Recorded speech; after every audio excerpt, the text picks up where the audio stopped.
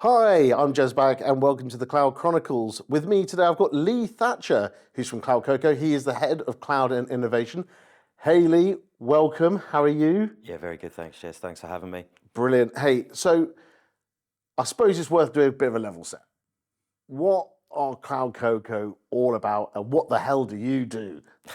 So CloudCoco is a business that was formed 5 years ago. We are 26 million turnover business, growing to 100 million in the next 10 years. Four key pillars: security and cyber, cloud as in public cloud, then your traditional MSP services, and then infrastructure. I look after the cloud side of things, so everything public cloud. We are thankfully a cloud agnostic provider, so we cover across all of the hyperscalers.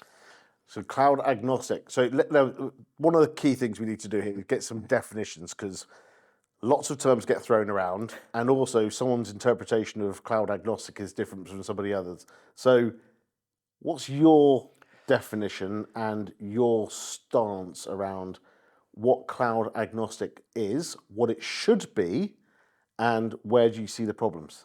So cloud agnostic for us means that we have our own private data center. We work with all of the hyperscalers, so Microsoft, AWS, Google, Alibaba, and Oracle, and we can work with our customers to find out what's the best solution for them, rather than being dictated to what we think's the best solution for them. Yeah. So here's my problem with cloud agnostic. When people talk about it, they also try to frame that in a way of being avoiding vendor lock-in. Now, my argument will always be that if you ever get involved with any large cloud service provider, you're going to enter into a enterprise discount agreement or pricing structure, no matter what. As a result, you are, to that extent, commercially locked in for a period of time. By the time of which you come to the end of that agreement, how far down the road have you gone where it actually then becomes more costly and more difficult for you to exit, even if you maintain a level of engineering and architectural discipline that allows you to be, when I say agnostic, allows you to be portable to a certain extent. But we all know that these solutions don't necessarily mean they're portable. Yeah, so when we talk about being truly cloud agnostic, most businesses are already, because you may have some Microsoft services, you'll have some on-premise services, so we'll go back to the hybrid piece. Our biggest venture for most of our customers is doing small increments. So it might be maybe moving your backup to somebody else. So if you're in Microsoft for Azure, you're right, an EA agreement, you get massive discounts, you get a large commitment time period, but do you really want to back your data up to the same hypervisor? Do you want to leave it with the same hyperscaler? Or do you want to put that somewhere else? What happens in the world when Microsoft gets hacked? So hybrid cloud doesn't have to be multiple sessions in lots of different places. It could just be small increments. But how is that different if you're doing a large data backup to one cloud service provider who has multi-regions and all that sort of stuff than you doing it when you're in data centers? Because you've worked with one colo provider. Yep, there's no difference. But for us, not all partners will press the button to go geo. 9 out of 10 times, most customers are kept in one data center. And we know that Microsoft, if you replicate direct, it's direct to the same data center. So when we're talking about offsetting to another provider, well, why not take that replication and put it into AWS? The costs are usually slightly cheaper, but then you've got the redundancy across multiple hyperscalers rather than just one. Yeah, so I mean, I'm kind of arguing the point for making the point, but I would agree with you now that with most of the large hyperscalers getting rid of their data transference costs, that option has become a lot more attractive. A year ago, there were some real problems with that, right? Yes. Yeah, from that perspective. That kind of takes us nicely onto a bit of multi-cloud, hybrid cloud, because let's do some definitions first. Multi-cloud being the ability and the capability to consume two or more public clouds within your business. Not necessarily does that mean that the workloads are bouncing across those two different clouds, but hybrid cloud is around operating a private cloud or on-premise infrastructure with a public cloud. Yep. And then you've got that very confusing state of hybrid multi-cloud, of which is a blend of the two, which I don't ever understand why people say that, because that's just multi-cloud, but on a bigger form. Yep. What's your take about hybrid cloud, first of all? Do you think that it's something that's a pragmatic reality, or is it a conscious design choice? Do you advocate for people to take a hybrid approach? What's your position? It's a conscious design choice. And the design choice was based that we didn't want to be the MSP or the provider that turned around to a customer and said, your solution lives in Microsoft, or it lives in AWS, or it lives in one. We wanted to be able to offer the ability to have either a single, if a customer desires that, or a multiple of. So it's by design choice. Now, that has its own hurdles and its own difficulties.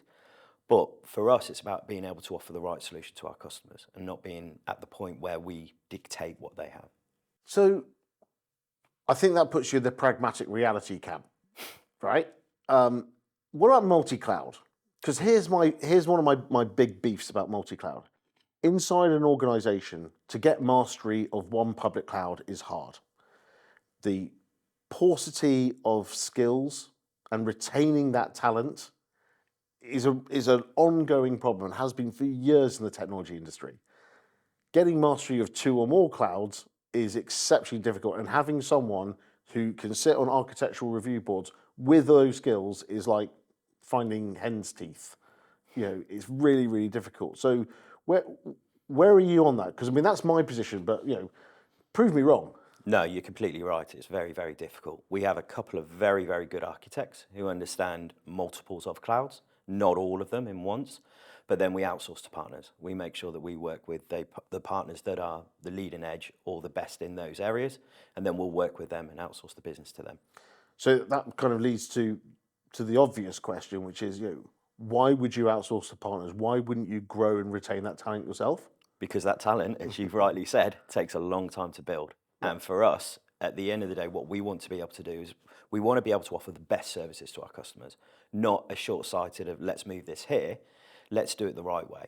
And for us, we work with Comscare through Ingram Micro. Those guys, when it comes to AWS and Microsoft, are by far one of the best in the channel that we can use. For us, why would we try and retain that skill set? They've already got the guys there. They've already got the services there. They're a channel partner. We can use them to do the deployments for us. We've just got to be able to make sure that the handovers are good, that we can manage and maintain and support it afterwards. It frees up our resources, and it means that our guys can look at the architecture and the design elements of it, but then hand it over to a partner to do the deployment. It makes for a much better transition for our customers, and it means that we can retain those skill sets, but without having to have the overheads of either training them or paying them internally. Yeah, I suppose that also means that you can then focus on the innovation part and frankly, the running to keep still with all the new products and features that are coming out from the cloud organization, which is a perfectly reasonable business model to have. But that kind of takes you on to like the newer products out there. So let's go for the easy Kool-Aid of the month at the moment, generative AI. Everybody's talking about it. Everyone's on the hype cycle. People are buying it like mad. The CAGR growth, compound annual growth rate, for those people who don't know what CAGR is 36%. Between now and 2027. That's huge. Where are you at? As a head of cloud and innovation, surely this is on the menu, right? Yeah, so for us, we're looking at Copilot, but there's not many user cases at the moment. And the thing is, for me, I want to be able to give our customers tangible user cases. We want to be able to say to them, buy this product, and this is what you're going to get at the back end of it. I do see that there will become these, but for me, it feels like at the moment, like with much of these products, they're being let out to the market for somebody to find that user case.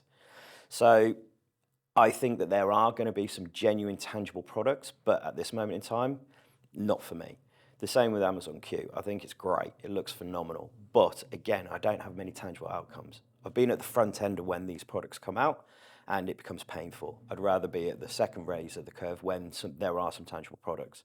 For us, we're looking a little bit further afield at products that are already there, that are ready to be released, as I said to you off camera, we are working with a software house at the moment that will give us some generative AI that will take an image and be able to do lots of things with that image. That, for me, at the moment, is a tangible product that we can take out to our customers rather than a product that still needs that built into it. Yeah, that's something that grabbed my attention there. You to take an image and you can do lots of things with that image. There's a whole ethical element to Gen AI, right? Yeah, 100%. You know, that immediately, and this is my cynical brain saying deep fake, you know, and that, you know, straight out there.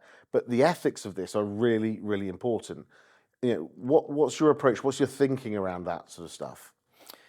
You've got to be really, really careful. And when we talk about taking an image, that image has to be sanctioned and agreed by the organization or the partner that we're working with, much like data, I suppose. You know, you're not going to take somebody else's data and just use it in a use case. So we would treat it exactly the same way. You know, we would make sure that it's secure, it's compliant, it's relevant. We would treat it exactly the same as we would any other piece of data that came from any other partner or customer. Are you a fan of regulation? For example, take your image you're talking about there.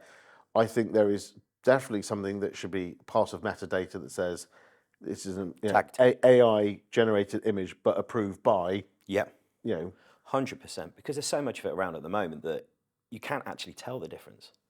When actually, you know what? Why are we trying to hide it? Why not be honest about it? You know, I think it would help grow the AI field more if people were a little bit more transparent with where this stuff came from and what it actually is and how it was created. Brilliant. So, Lee, let's wrap it up. But I always try and let people end on a. So, what are the big 3 priorities you think that organisations, people should be thinking about around not just the hybrid multi-cloud space and the Gen AI space, but in the cloud world in general? This cloud chronicle that we're taking. You know, what are the big 3 themes for you right now? The big three things for me is security is one. You know, what we see a lot of at this moment in time is people moving to the hyperscalers, but don't think about security because they think it's secure. It's not. The second is if you're going to move to the public cloud, you know, how are you doing it? Are you getting the best value for your service? Because there is a lot of funding from them to give it to you to be able to move up there and benefit from it for very, very low cost. And then the third is once it's been moved to a public cloud, what are you doing to maintain it, managing it? Because quite often, again, we see that people move their services up there, but they don't think about, well, what happens afterwards? So for me, they are the big 3 things, especially when we look at taking on new customers or working with new customers. They're at the forefront every time. Lee, thank you very much for your time. It's been a pleasure speaking with you. Thank you for having me. Thank you.